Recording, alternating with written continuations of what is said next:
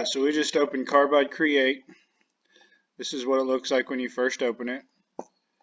We're going to go up here to the little gear. This is where you set up your material.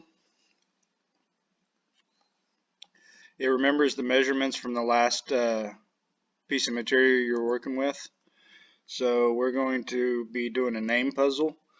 So I've been making those 4 inches tall.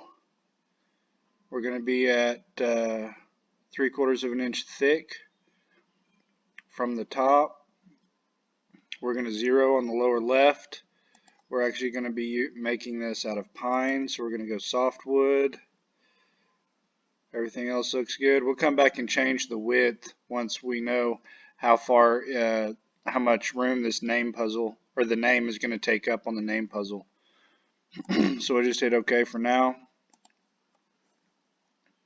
If you right click, you can move the entire material piece up where you want it. You can zoom in and zoom out. We're going to hit the text icon. These name puzzles that I've been doing, I've been using Arial Bold. I find that it makes the best looking name. And we're going to go all capitals.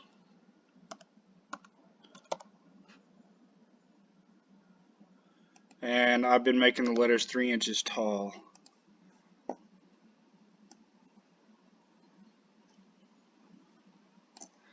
So we're definitely going to have to shorten this up some. This particular customer wanted a tractor. I've already converted the tractor image that I pulled off of Google Images to a SVG. Everything you upload into Carbide Create has to be an SVG. So you click on the upload icon. Alright. Now that we've brought the tractor over, you just hit done right there. Click on the resize, and we're basically just going to fill this up from top to bottom.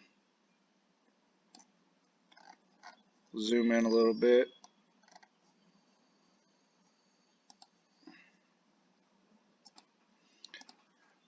When you do an image like this, you want to make sure you have everything highlighted, or you'll end up moving only one aspect of the image. So you can click on this icon, which groups the entire thing together so that it moves all at once.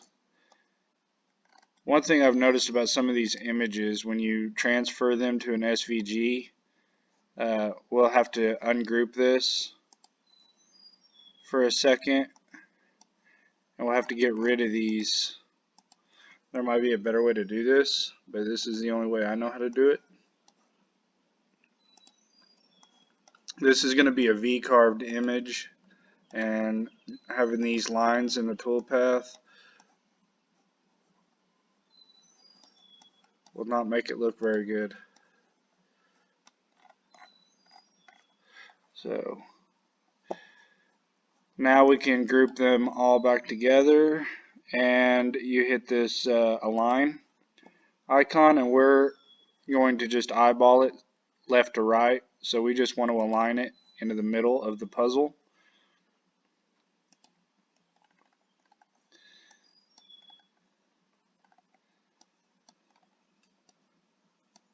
Then we're going to click on the name. We're going to bring it over.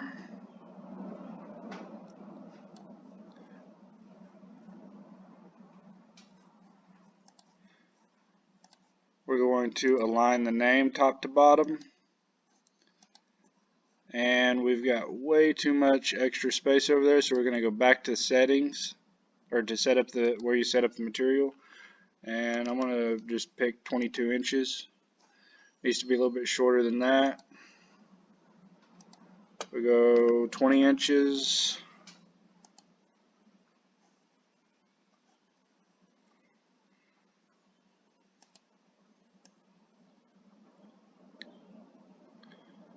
Move it away from the tractor just a little bit here. Whenever you move it, you you want to make sure that you'll realign it, because it will get off on you.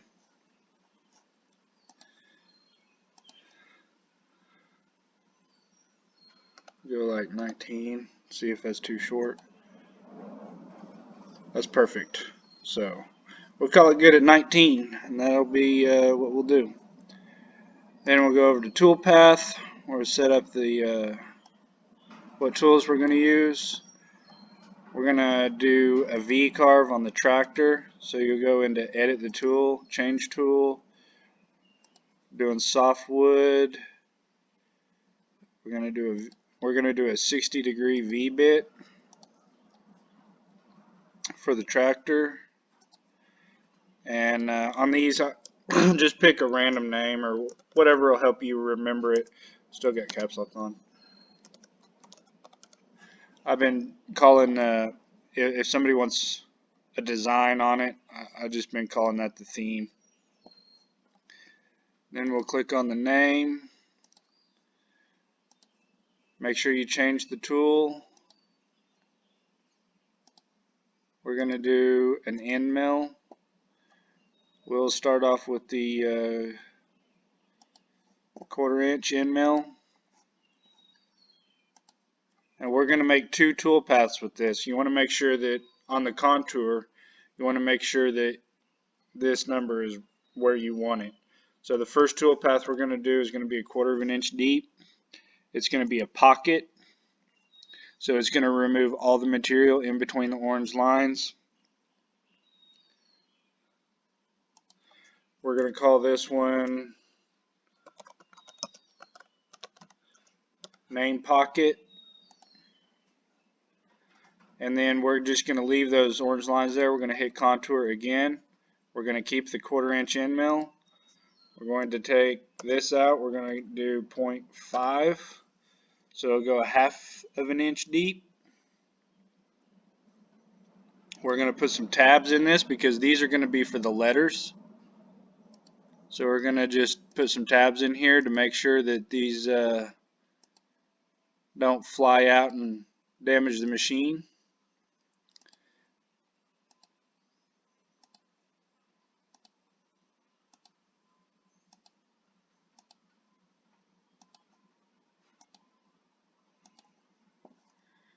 And then we hit OK when we like the tabs. We're going to cut this one on the outside right. And this is going to be for the letter cutouts. This is not going to be in the material that we already set up.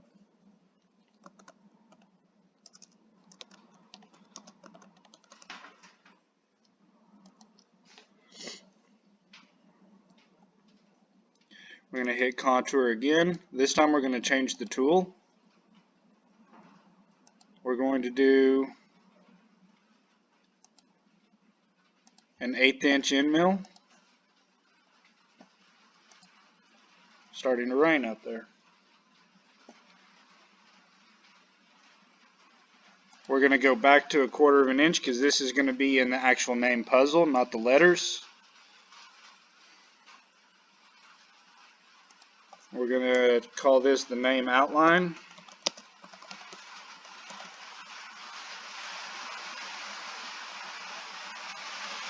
And now we've got all of our tool paths created. I'm in a metal shop, so hopefully you can still hear my voice with it raining outside. So now that we've got all of these made, what's going to happen is we're going to cut the theme, then we'll change the bit, we'll cut the name pocket, and then we'll change the bit again, and then we'll cut the name outline. And then we'll change the bit back to the 1/4 inch end mill for the letter cutouts, and we'll put in a piece of MDF the same size as this workpiece. And that way we don't have to make a whole new program for the letters. We can use this same program, we just have a different tool path and it will cut those out. So we want to save all of these separately. Disable all of these so that it doesn't try to cut them at the same time. I'm going to hit save G code and we're going to find the folder that I just made.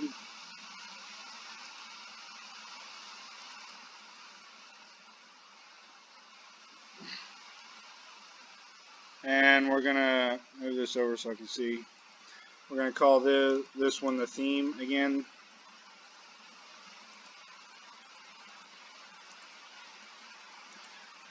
Then we'll disable that one, enable that one, hit save again. Don't forget to label it. Now that all that is saved, once you get your material set up in the CNC machine, you're ready to move on to the next step, which is carbide motion. I thought that the reason that I do so many different toolpaths on these name puzzles might warrant a little further explanation. So basically what it is when you do the name pocket with the 1/4 inch bit, which removes the majority material from the letters, and then you do the letter cutouts with a 1/4 inch bit on the outside, the letters will not fit into the puzzle. So you have to go around with an 1/8 inch bit. When you do the name outline, I need to check and make sure I did that right, and I did it wrong. I did the inside left. You want to make sure that you do no offset. That's going to cut right on the orange line, and that's going to open it up with that 1/8 inch bit, just enough for those letters to fit in there really nice. So you want to make sure that the letters fit in there, obviously, but you want to make sure that they're not so tight that little kids can't get them in and out. And I have found that going around with the 1/8 inch bit, it makes it perfect for a little kid. I know my son can get them in and out really well. So I just wanted to explain that in a little greater detail as to why I do so many tool paths on these name puzzles. But anyway, hope that helped answer some questions. If anybody had any questions, and if you have any further questions, let me know. If you enjoyed the video, give it a like, and hit the subscribe button and notification icon for some more content. Y'all have a good day.